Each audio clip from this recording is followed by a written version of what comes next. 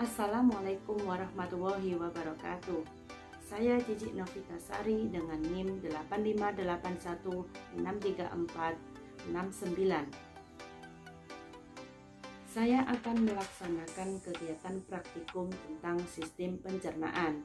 Tujuan dari praktikum kali ini adalah untuk mengurutkan sistem pencernaan manusia. Sebagai alat dan bahan yang diperlukan adalah alat tulis dan poster atau gambar sistem pencernaan. Mari kita perhatikan bersama-sama. Sistem pencernaan adalah proses yang dilakukan oleh sistem organ pencernaan untuk mengolah makanan agar dapat diserap nutrisinya dan diubah menjadi energi.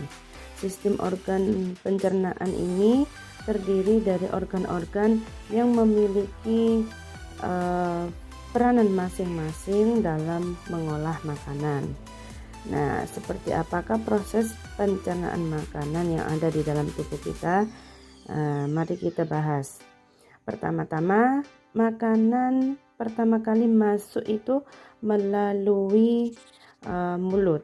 Nah, di dalam mulut ini terjadi sebuah proses pencernaan secara mekanik dan kimiawi. Untuk proses pencernaan mekanik ini dilakukan oleh gigi. Gigi mengunyah makanan hingga makanan menjadi halus dan lembut.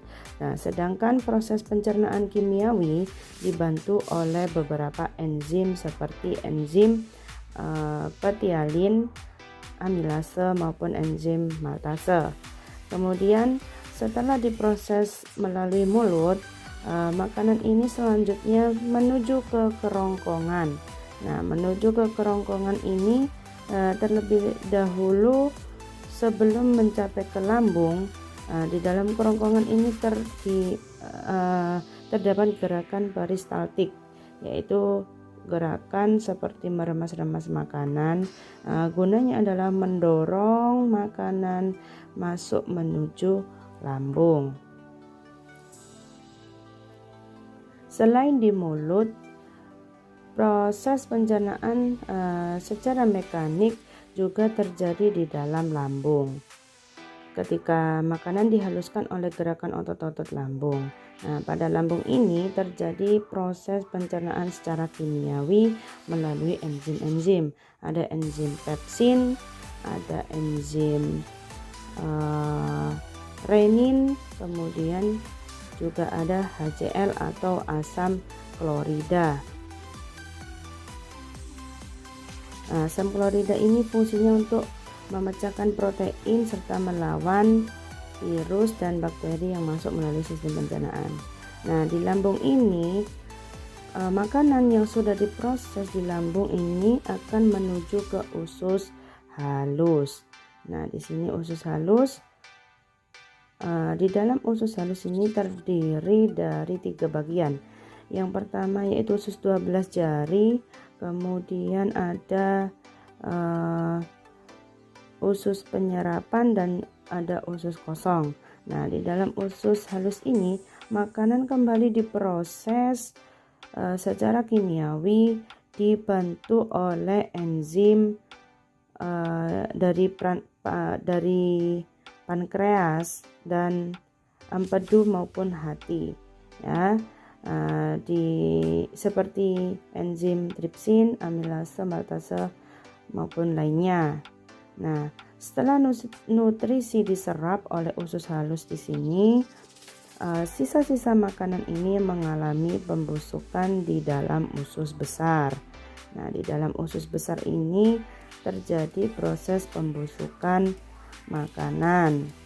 Nah, selain pembusukan ini, di dalam usus besar juga terjadi penyerapan air sehingga sisa-sisa makanan siap diubah menjadi feses di sini, ya. Feses itu adalah kotoran. Jadi feses ini akan disimpan di dalam rektum, ya. Jadi sebelum dikeluarkan lewat anus, dia itu disimpan di dalam rektum.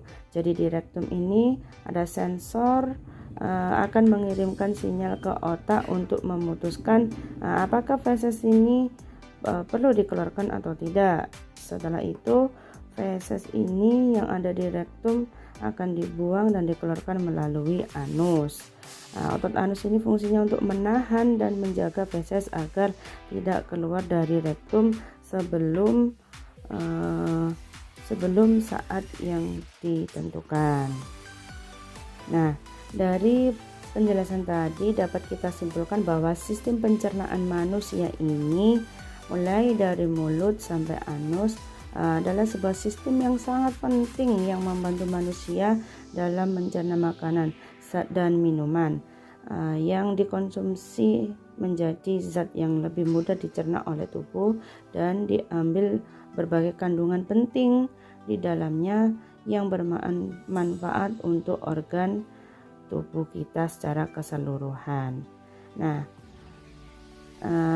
sistem pencernaan manusia itu dimulai dari mulut, dimulai dari proses masuknya makanan ke dalam mulut, kemudian proses mengubah makanan menjadi kecil dan lembut yang dibantu oleh gigi di dalam mulut ini. Ini terjadi pencernaan secara mekanik. Kemudian proses mengubahnya molekul-molekul makanan kecil ini menjadi sederhana oleh enzim, asam, dan air. Ini termasuk pencernaan secara kimiawi. Nah, penyerapan nutrisi dan pembuangan kotoran, ini termasuk dari semua rangkaian sistem pencernaan. Demikian penjelasan dari saya, kurang lebihnya mohon maaf. Assalamualaikum warahmatullahi wabarakatuh.